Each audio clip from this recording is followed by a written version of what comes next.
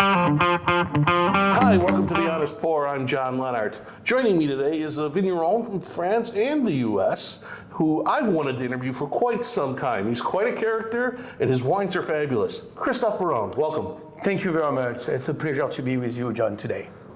So, one of the questions I always like to ask people is how you got into the wine business. How did you get into wine? This is very simple. You know, when you are coming from a family of vignerons, we've been a family of vignerons since the 17th century in a small village called Charny-sur-Marne on the very west part of the Marne Valley region of Champagne, and more exactly since 1677. So basically from father to son, this is what we do. We tend vineyards, we produce fruit, and we create wine. So that was very simple for me to become a vigneron. It was in your blood. It was in my blood, obviously. Yeah. And it's been like this from generation, you know. And that's what we do. What if you didn't want to be in wine? Would you have been okay? Would your family have been okay with it, or? Well, my father probably not. Well, this being said, you know, I decided actually to move to the United States to actually follow my career as a vigneron. But this being said, if I wouldn't have been a vigneron and been involved with wine, I think most likely I would have been a chef. Yeah. Because those go so well together, the food and wine pairing. So I would have loved to be like a great chef. Maybe my next life. Maybe next life. Next life, yes. Well, thank God you're doing wine. So you grew up in Champagne? Correct. And your family, did they bottle their own champagne? Did they produce for one of the bigger houses? Mm-hmm. Where did your family's place, what was it in Champagne? Well, up until the Second World War, the family was selling fruit to the négociants. And back in 1947, when my grandfather came back from the war and starting working in his vineyards, he had 1 hectare at the time. 1 hectare. 1 hectare, so 2.2 acres, and starting to acquire more land in the area on those beautiful slopes and rolling hills and planting more vineyards, and decided actually that was time for him to quit selling the fruit to the négociants and become complete, like independent from the big houses, and actually do everything from A to Z. I see. And tell me your story from, you know, when you started working on probably with the family vineyards to what brought you to the United States. Mm-hmm. So, I mean, as a little boy, it's a big family. Okay, so this is there used to be my grandfather, then he passed the business to his 3 sons. My father, the oldest one, Gilbert and Claude and Gervais. So that was run by 3 brothers, and I'm the oldest of the next generation. So my dad was in charge of the vineyard. And as a little boy, I used to follow him and go to the vineyards with him. So he taught me how to prune vines when I was 7 or 8 years old, and harvest has always been fun, of course, as a kid. So that's how I basically got involved with the business. So like you said, it's in my blood, you know. But yeah, that's what happened. And then I did decide actually to go to winemaking and a viticulture school, both in Champagne and then Burgundy. And Burgundy, yes.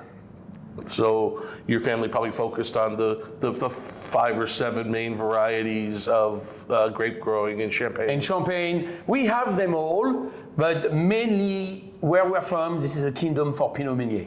Pinot Meunier thrives so much and so well where we are, so it's mainly Pinot Meunier. There's some nice Chardonnay there, a little bit of Pinot Noir, and the other varietals of Champagne as well. Well, I could talk Champagne with you for hours, but we're not here to do that today. Not today. So, what brought you to the States? That's what brought me to the States. Like when I was actually studying in Beaune, the big buzz at the time, and I was back in 1988, 1989, the big buzz in town was DDO. The Druins family of Beaune purchasing some land in the Willamette Valley near Dundee and started to plant vineyard there. So I thought that's very intriguing. and I would love to actually come to the United States, spend maybe 18 months as an intern somewhere in the Willamette Valley, actually learn, English, of course, and then actually a new culture and a new growing area there. So I came to the United States, but I could not find a job for more than 3 months in the Willamette Valley. At the time, there are only small family-run wineries, not things going on. King Estate was starting already, but anyway, that's not what I was looking for. I was looking more like a family-run small domain. But I could not find a job for more 3 months there. But a friend of mine, we went to college together. We were talking, and he goes like, "Hey, I'm in Walla Walla. My visa is going to expire. I have to go back to France, and my boss will love to hire a new French intern." And that's how I ended up in Walla Walla, because I was like looking at the map monde, and I saw Walla Walla, Willamette Valley. Oh, it's not that far. We don't have any idea how big the states are. Big state. And then the first weekend I had, I hopped in my car, in my little 1971 Bug convertible, and I drove to the Willamette Valley, and took like 5.5 hours to get there. And this is the first time I realized how big this country is. Yeah. It's huge. It's a huge country. It certainly is. When you got there, what did you find in Walla Walla? Not much. Oh, no. But when I got in Walla Walla as an intern, yeah. Man, that was back in 1993. There was only 7 wineries there. In 1993, there was less than 100 acres of vineyard planting in Walla Walla Valley. Literally, there's not much going on there. So I worked 1 year there, and I said, I need to get the hell out of Walla Walla. That's not a place for a 23-year-old. No, right. Yeah. So I was able actually to work harvest for David Adelsheim, back in 1994. And after that, I went back to France, and my dad asked me, "So son, when are you going to come back and work for the family?" I'm saying, I'm not ready. I need to travel a little more. So I decided actually to work harvest in New Zealand, in the Barossa Valley, in Australia as well. I came back, and guess what? He asked me again the same questions. When are you coming back? And I said, I'm not ready yet. One more tour. I want to go to Romania and see what it's like. Yeah, in Romania, what it's like. So it was back in 1996, and I came back and from that job, and he asked me the question again. I said, well, look, I think I need to go back to the United States. I'm going to take my saving, my belonging there, and I'm going to move to the Willamette Valley. I want to buy 10, 20 acres of land near Dundee and plant Chardonnay and Pinot Noir. That was the plan. Turns out that the plan completely changed. Sideways from that, yes. So what brought you back out to Walla Walla then? Well, I was actually going to Walla to pick up my car, my little Bug convertible, to go to the Willamette Valley. And I spent several days with a friend of mine, Scott Byerly. He's a wheat farmer there. And everywhere I will travel, I will always take my wine atlas, the guide d'achète, the wine atlas there, with all the wines of France, and we're having aperitif. That was early April of 1996, going through these pages, and I showed Scott, said, look at those vineyards in Châteauneuf-du-Pape. They're striving in stones, in galets roulés. And he goes like, I know where there is exactly the same type of terroir in Walla Walla. And I was like, are you serious? He said, no, I know. Can you take me there tomorrow morning? So we went there, early morning, April 1996. Across that line, it's in the Walla Walla Valley, but it's on the Oregon side. And I spotted a 10-acre block, open, littered with those guys right here. Those stones right there. Mm-hmm. Basalt, river stones. And I'm like, Scott, is there vineyards here? And he goes like, no. There's vineyards on the hills, but not on the flats right here. I said, well, this is it. And he goes, well, what do you mean this is it? I'm like, I'm not moving to the Willamette Valley. I'm going to buy that piece of land, and I'm going to plant Syrah. And that was the beginning, actually. So that's quite a shift. Quite a shift, from Pinot Noir Chardonnay to Syrah. Right. And was it just that the land spoke to you, or what was it? The land spoke to me, but one thing is that, being a pioneer in America back in 1997 when we planted the first vineyards there, it blows my mind because it's not even 30 years ago. Right. And I was like, okay, if I move to the Willamette Valley, yes, I'm gonna make great wine there, great Chardonnay, great Pinot Noir, but for a while, I'm always gonna actually, be on the coattail of Bionic Frog and Domaine Frog. I won't be the first French vigneron being there.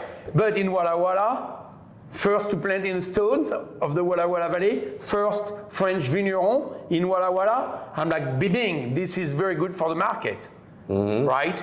So that's the reason why I stayed in Walla Walla. And Walla Walla, in case you don't know, is partially in Oregon and partially in Washington. Is there part of the Walla Walla you prefer? Is it? It's, the answer to the question, right? Of course, the best wine in Walla Walla are from the stones, in my opinion. So wherever the stones are. Well, I mean, this is like Grand Cru terroir. Definitely. Really? This is Grand Cru. All those tones, I will categorize. That's a bold statement. Well, it's a bold statement. I mean, in Vino Veritas, the truth is in the bottle. Taste the wines. They have so much character. They are so much. You can identify those wines very, very easily. They really speak of the terroir of the place there. So this is for me my favorite place is the stone. And we'll talk about our category, that wine afterward. This is another Grand Cru growing area there. But otherwise in Walla Walla, there's great places everywhere on both sides, the Washington side and the Oregon side. Sure. So when people ask me, well, where is your domain? Are you on the Oregon side or Washington side? I always answer by I am in Walla Walla, in the Walla Walla Valley. It's its own place. This is the place, is Walla Walla. That state line doesn't mean anything at all to me. No, of course not.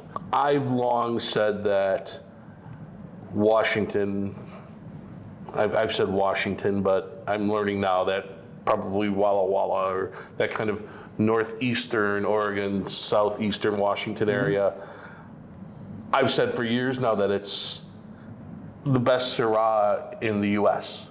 It's the best place for Syrah in the U.S. I won't disagree with you. No, not that you can't make good Syrah in California or other parts of the country, but there's something special about the wines that come from there. Absolutely. What is it about the place that makes these wines so special, that makes it the best in the U.S. for Syrah?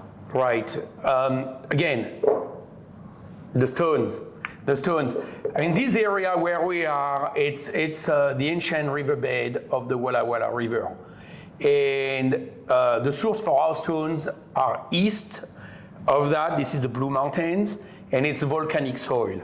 So basically, at the end of the last ice age, like 15,000 years ago or so, when there's so much snow and ice in the mountains and everything melted, the Walla Walla River was much bigger than what it is right now. A lot of forces, a lot of velocity, and that water carried those stones through an alluvial fan. And we are in that alluvial fan. So it's basically 3,500 acres of stones like this. And for the first 12 to 18, 20 inches, it's a mix of stones and silty loam. And below that is pure stones. So the vines really have to fight to get They fight to get there, but they go through those stones. Right. And it's stones like this for hundreds of feet. It's just amazing. So it's rich in iron, because it's volcanic soil, it's rich in manganese, and that's what it brings to the wines. People refer to those wines as being the funk, very funky. I think those wines are full of savoriness. It's very savory. A lot of umami, a lot of forest floor, a lot of blood sausage characters. And a lot of minerals. And very intense minerality in those wines. Sometimes actually even the terroir takes over the varietal. Really? To some extent, because it's, you have a Grenache or a Syrah or a Tempranillo or even a Cabernet, that all of that savoriness, that bloodiness, that earthy, mushroomy undergrowth is there in all the wines. It's there in all our wines because we farm with biodynamic techniques. So that means our approach to farming is really paramount to the quality of the wines, right? You know, you cannot build a great cathedral or a pyramid without a foundation. Well, you cannot create a great wine without a foundation, and our foundation is our topsoil and subsoil. That's the reason why, I mean, we really focus in enlivening the terroir and opening all the key of that terroir. Are you finding it more challenging to deal with global warming?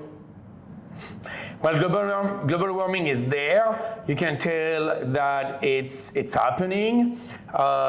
Thanks God we have irrigation. We have good old water rights coming from both the Walla Walla River, and so those are surface water rights and some groundwater rights, some wells there. But we are experimenting with density, more vines per acre, closer, and we'll be talking about that's the horsepower. That's what we are doing, and I think this is the result to global warming right there. It's funny, going back to the old way is the answer to what's going to be the new way. I think so. You'll taste And the wine. We'll talk about and what we'll the talk old way about is the reason why I am convinced, firmly convinced that's the way, you know, at least in Walla Walla and in our type of terroir, this is what needs to happen more and more. Got one question for you before we get into our tasting. Sure. Do you have a story about a particular wine that you made that is your favorite story about a wine or a vintage? Oh man. They're all your children, I know. Yes, definitely. I think maybe 2004. 2004, or I've got a better story, 2005. 2005, we used to actually create our wines in other winery. And then in 2004, that was our last year at that place, at that facility. So in 2000, we built a small building for the 2005 vintage. And since we are in biodynamic farming, since the beginning, we don't use commercial yeast. Okay, so we brought the first fruit into that building. Too clean. Very, very clean. And let me tell you, so it took 10 days for the fermentation to get started. And let me tell you something, usually there's no problem. I sleep very well. But that vintage at the very beginning, until actually the native yeast start kicking in, everything, I got some gray hair from that. But again, you have to take the risk to be different. You know, buying commercial yeast, it's too clean, it's too easy, it's too conventional. The creation is not there.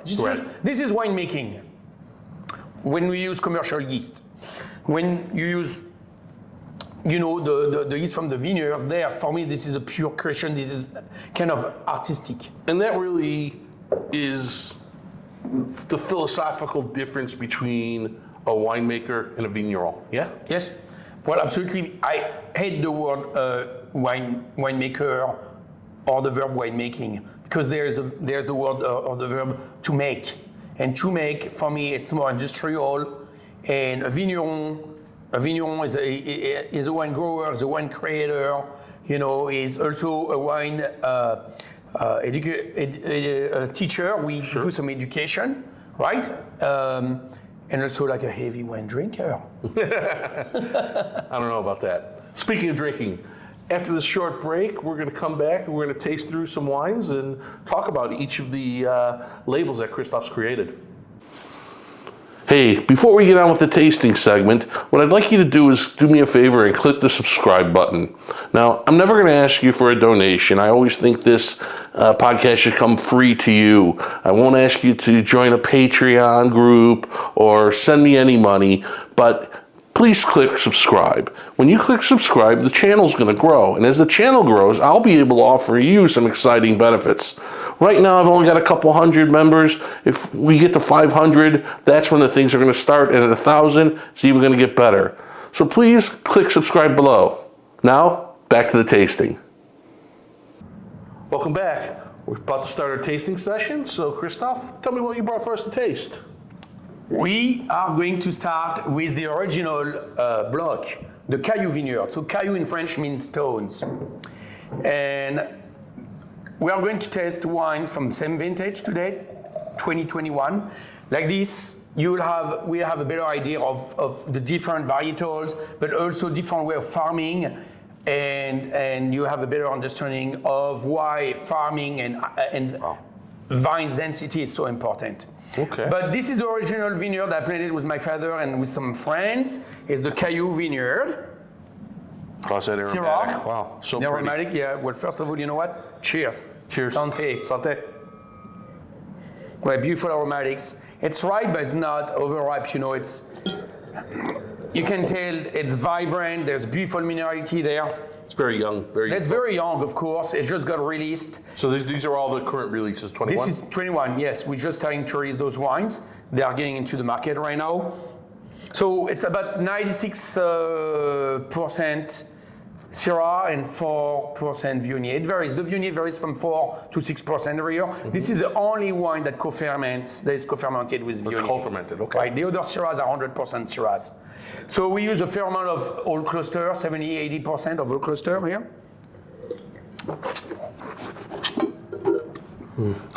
Well, it's so floral. You get the white flower from the Viognier there.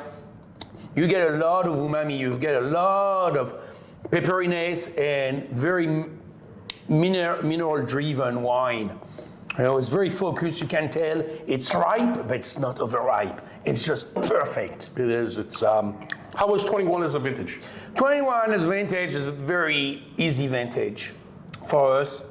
I mean, it's not going to be nice for the monkeys, but I like to say 2021, even monkeys could have made wine. Great wine, right? So it's like really, really. Well, that's terrific. Terrific vintage.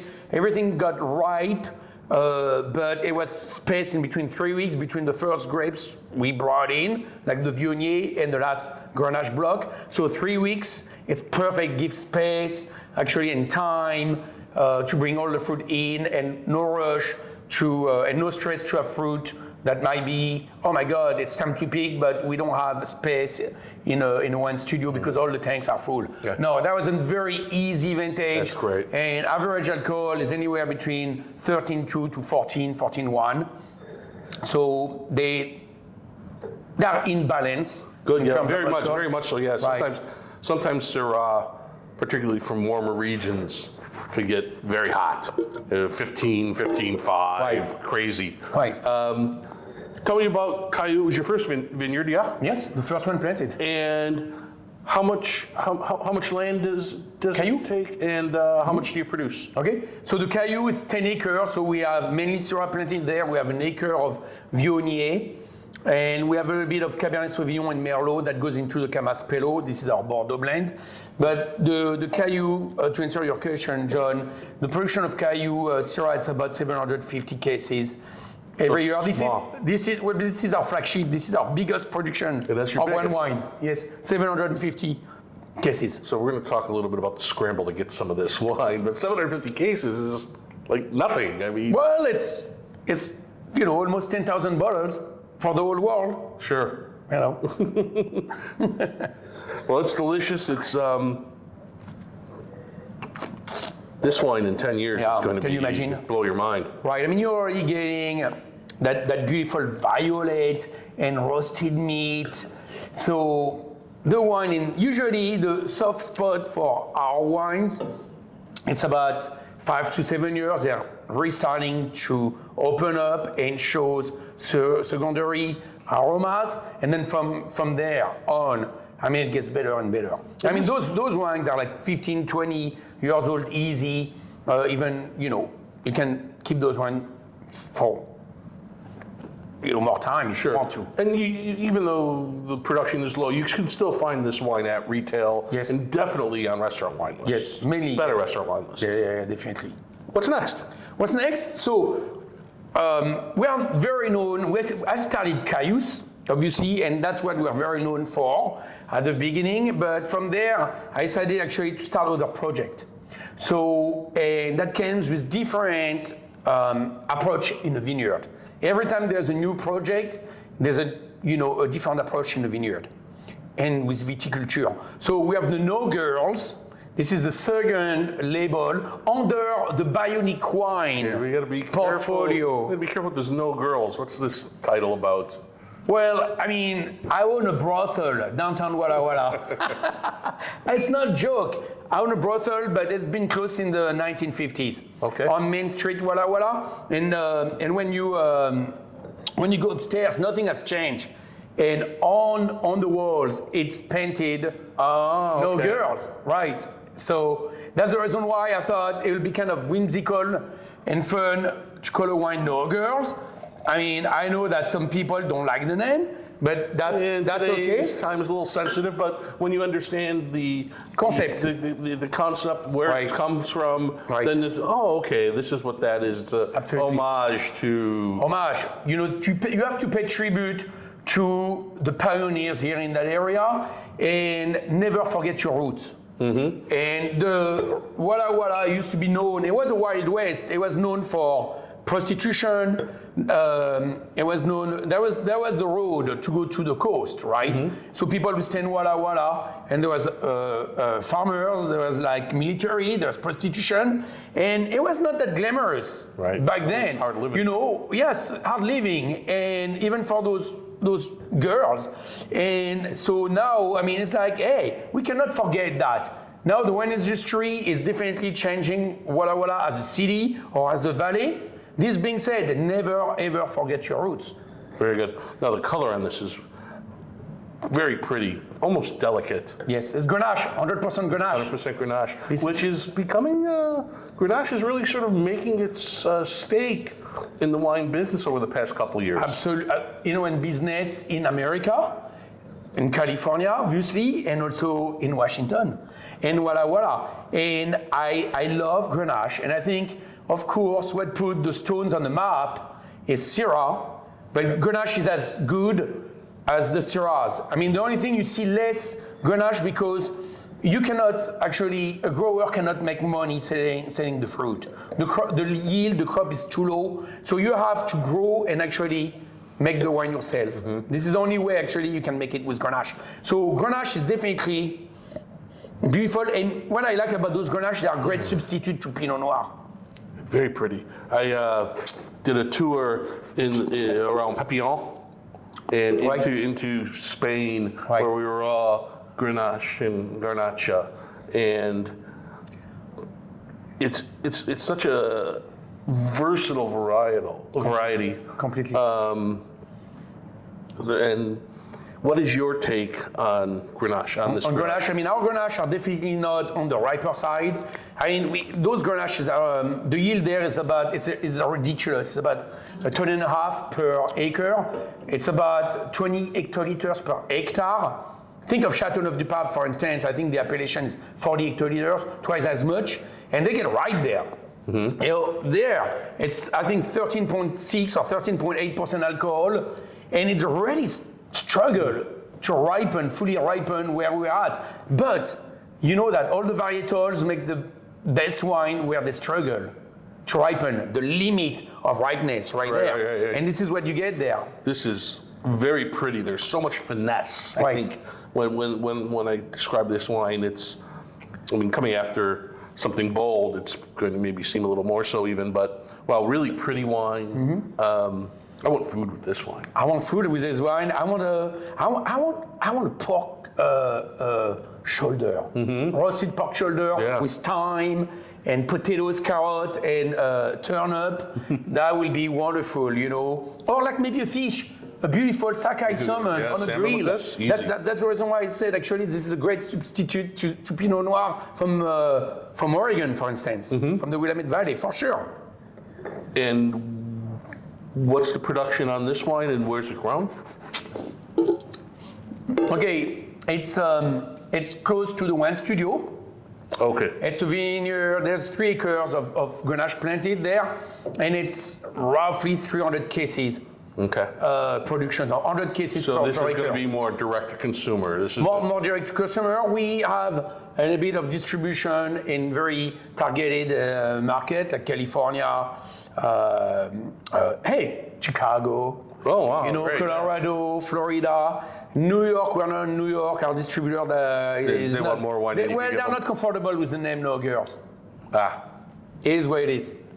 and you stand by it. That's it. That means more wine for Chicago. That's good. That's 'Cause good. New York beats us on everything else in There we wine. go. Yeah. One thing I would like to add before I forget is actually this wine is created by Elisabeth Boursier. So Elisabeth Boursier joined the team back in 2008, and she used to be my assistant vigneron. And for the last 4 years now, she's resident vigneron. And she, since 2010, she had carte blanche on this project. So this is No Girls is a wine created by women. That's fantastic. So this next wine is one I'm excited to taste. This wine, the first time I tasted it was sitting next to you at that dinner in 2016. And I would say, saying that this wine is a challenge to get your hands on is maybe a bit of an understatement. This is a tough wine to find. So I'm really excited about tasting this next wine. Tell me about The it. Bionic Frog, yeah, definitely. So Bionic Frog is like, well, for the Cayuse label, we have about 4,500 customers on the list, direct customer, DTC.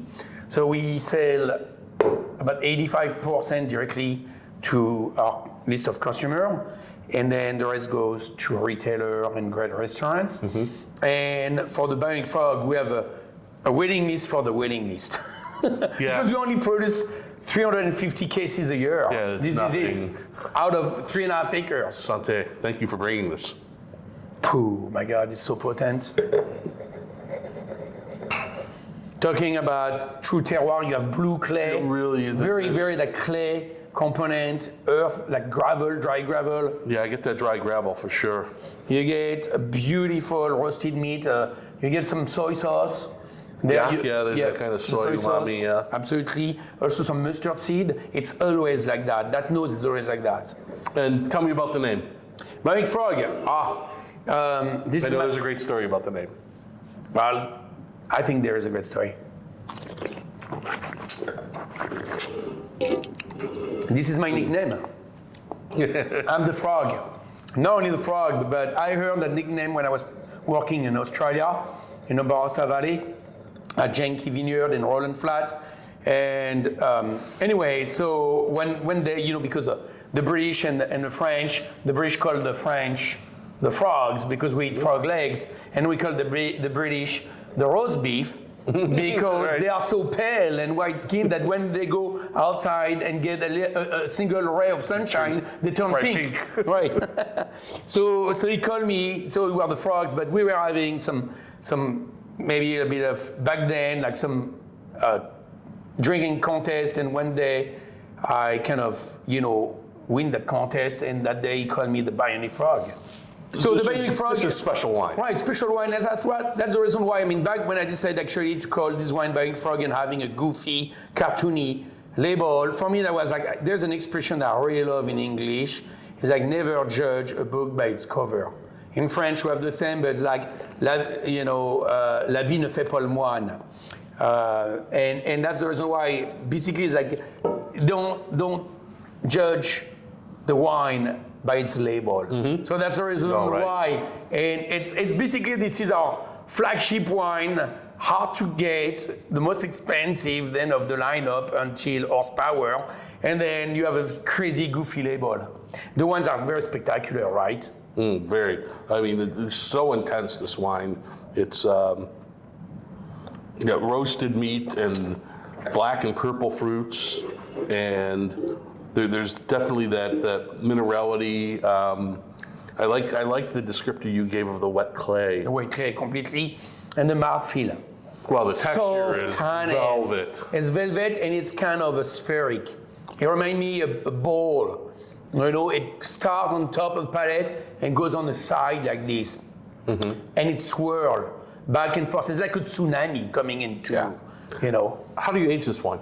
How do you age it? Yeah. How are you aging it in the cellar before release? So it's about 100% Syrah, 80 to 90% old clusters. It's fermented in concrete tanks. Then from there, it's pressed and it goes directly into a mix of food, so 1,200, 1,200 liters and 600 liters, and this one sees about 15% new oak. That's it. Yeah, I mean, No, it doesn't you know, need it. It doesn't need it. No. You know, you don't want to mask the terroir. No. You know, and then it's aged for 18 months. Then it's ripe, put in tank, unfined and unfiltered, and bottled. Very good. And voila. Yeah, just Sounds very simple, right? yeah, right. Right. Let Mother Nature do her thing, huh? You know, let's put it this way. We the intense work obviously is in one studio, but it's also in a vineyard. I don't have the magic wand. If you bring me a ton of low quality fruit, I'm not going to be able to turn it into an incredible wine. You say garbage in, garbage out. Garbage in, garbage out, exactly. This is the same here. So we focus on the quality of the fruit in the vineyard. Then we bring it inside, and this is Elizabeth's job with her team, not to screw it over. No. You know, and then try to understand exactly what's going on with the vintage and each tank, you know, which is a huge job, all right? Sure. But then, when it's in there, I mean, the game is over, pretty much. Does this have its own vineyard, or is it a selection of fruit from other vineyard? This is only from the Coccinelle vineyard. So it's about 3.75 acres. And it's a small, tiny vineyard. Coccinelle in French means ladybug. Okay. And I planted this vineyard back in 1998. Right. So next we have Horsepower. Tell me about this wine. This is when actually we decided in 2008 to push the envelope even further and harder in terms of vineyard cultivation. So this is a Syrah right there. Same vintage, 2021. And what happened is I realized when I was planting more vines per acre, and it started with the Armada vineyard back in 2001, we had more tension and more structure in the wine. And I was like, that's very interesting. Bigger tannin profile, and I was like, that's good for the mouthfeel. This is good also for longevity and aging.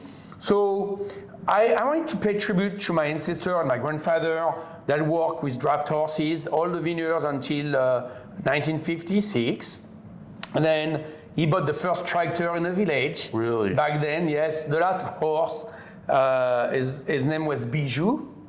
Bijou in French means jewel. Mm-hmm. And guess what happened with the horse? He died of a cirrhosis.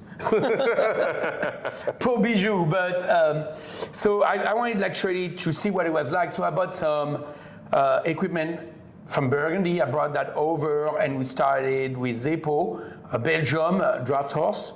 And we started this way, and we planted the first vineyard. It was 3 feet between the rows and 3 feet between the vines. As opposed to what would a typical vineyard be? Over there, 6 or 7 feet in between. In France? Oh, you mean in France? No, in the U.S. In the U.S. In the US, I mean 6, 7 feet. 6, 7 feet. You see a lot of 5, 6, So you're 7 planting feet. this way closer together. Very closer together. And the first vineyard is called Syrah, planted in 2008, and it's 3 by 3. Wow. Right, so it's 4,840 vines per acre.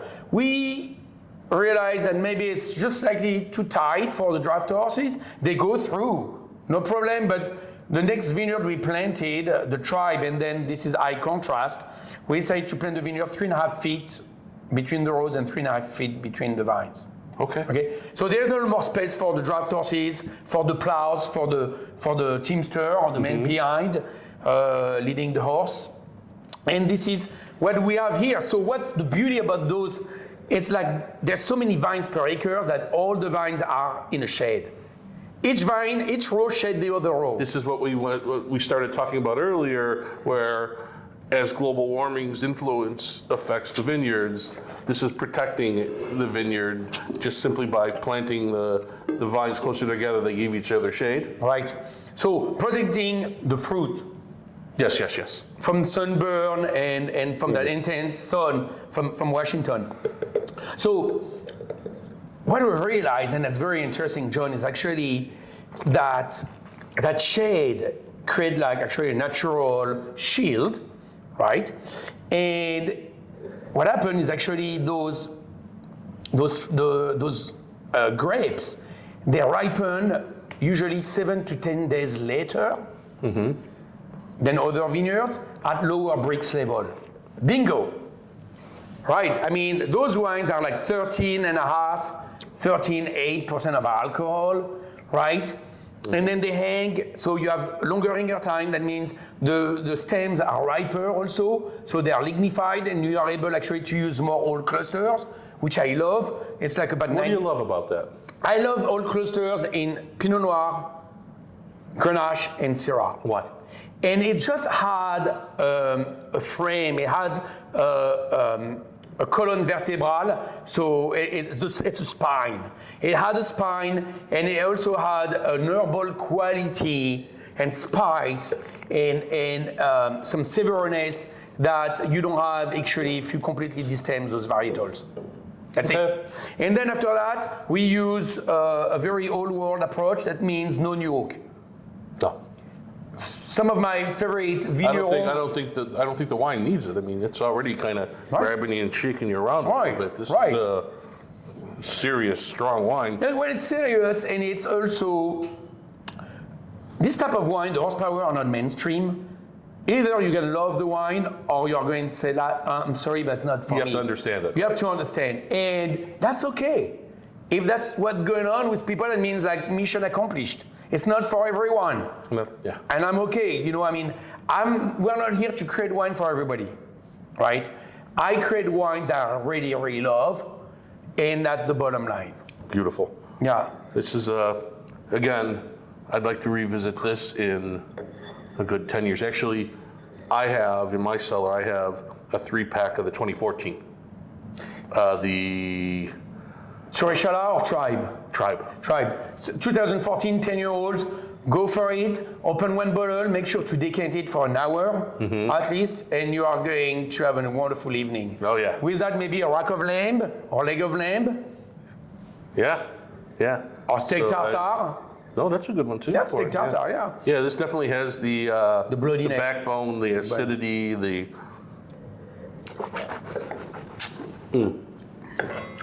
Wow, this is Yeah, that's wonderful. delicious. Yeah, And those wines, by the way, will be even better tomorrow. I'm sure. I'm sure after a little bit of air. All right.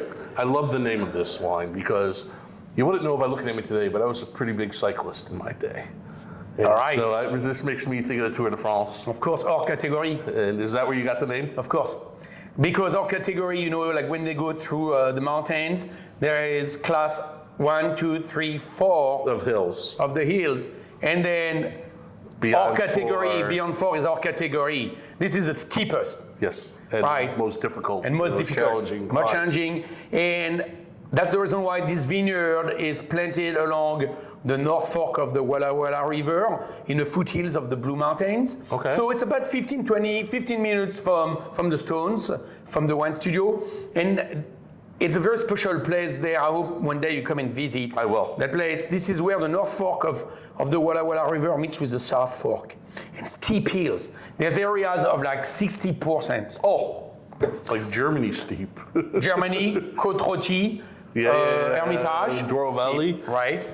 And we planted the vineyards in 2011.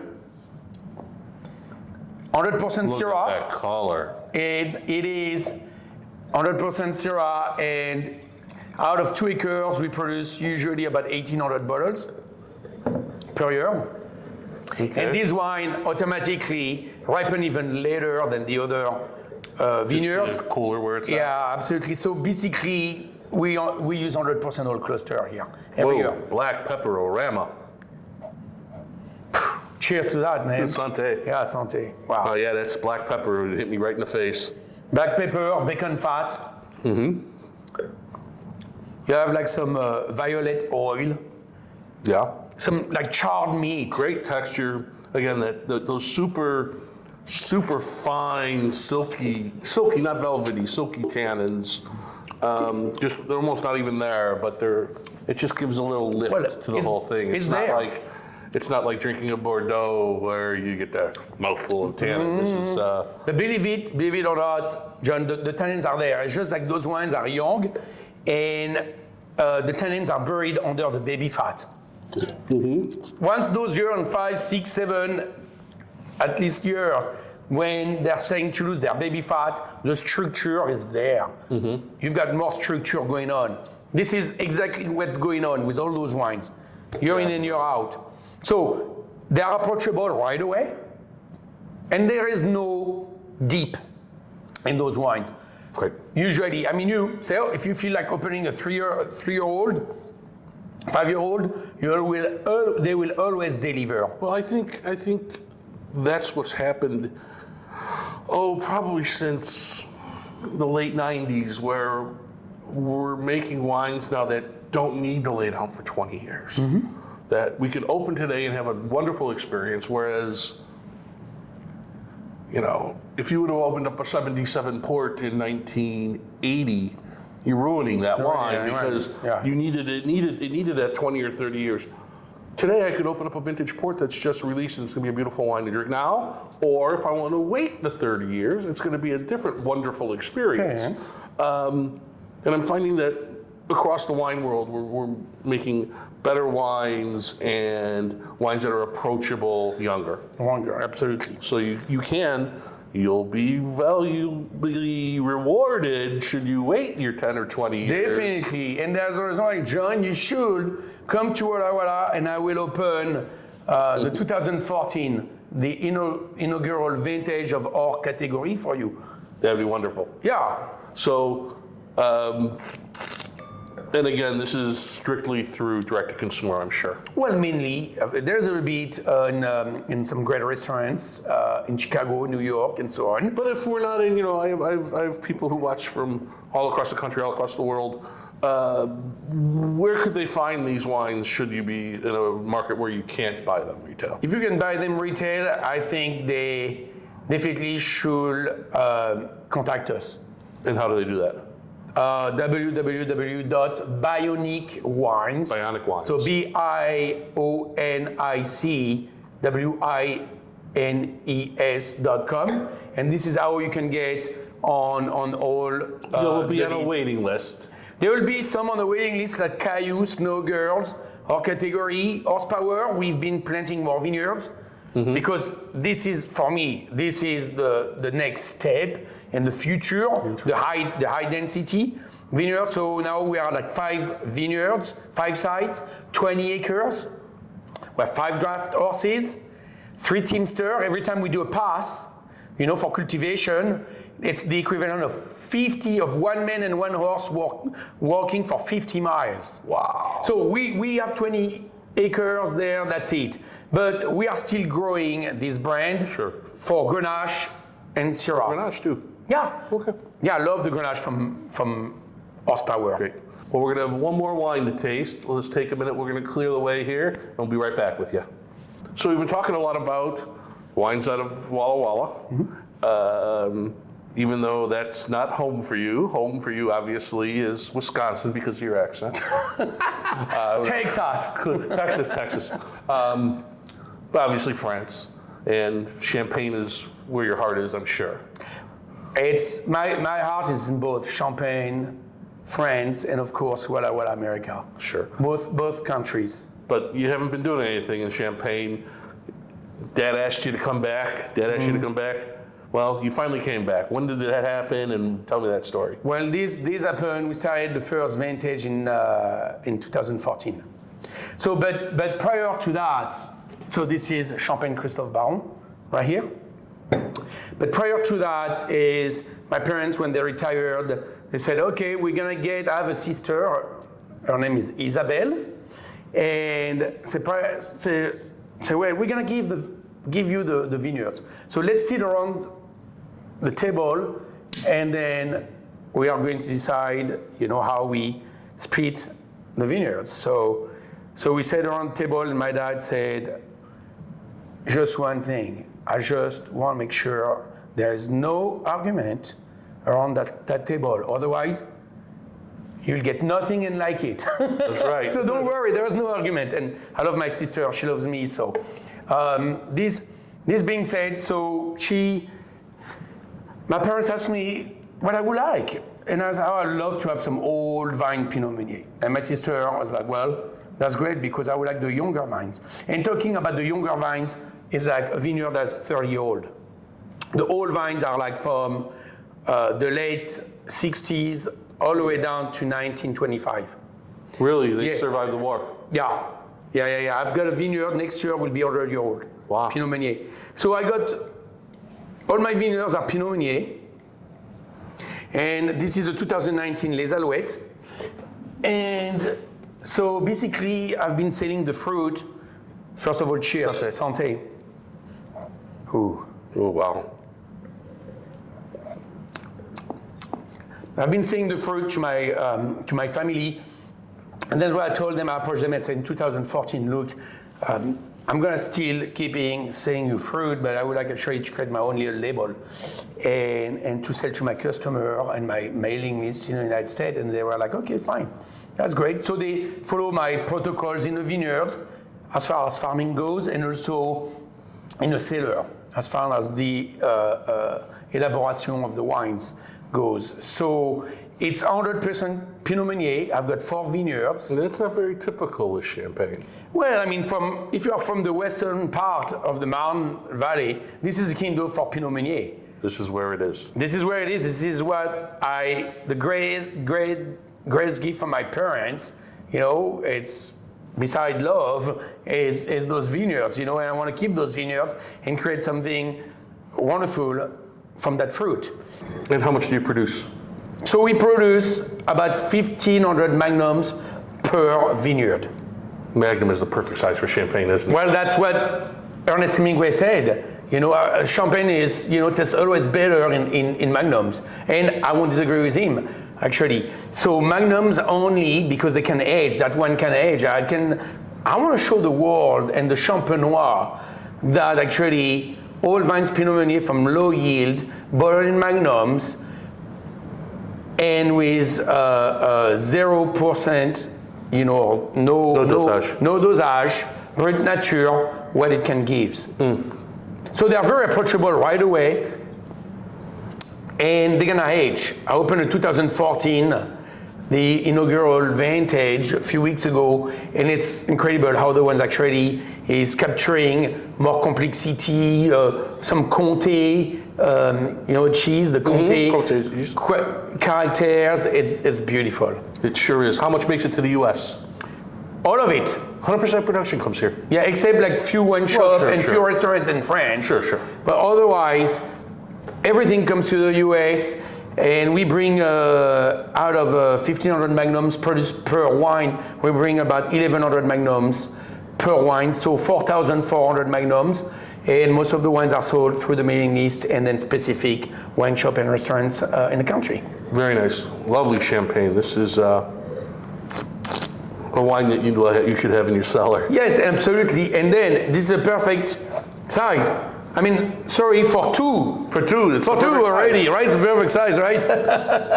Well, Christophe, thank you so much for your time. It's been quite an interview. I enjoyed spending the time with you and tasting through your wines, and I look forward to meeting you in Walla Walla. Absolutely. Thank you very much for having me, John.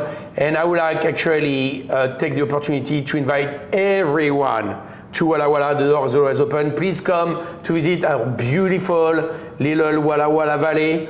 It's still happening. It's still unknown. Things are changing very rapidly. We have a beautiful downtown with historical downtown. We have wonderful restaurants, great wines, great wineries, great people. So please come and join us and visit us in Walla Walla. Cheers. Thank you, Cheers. John. Thank you. Cheers.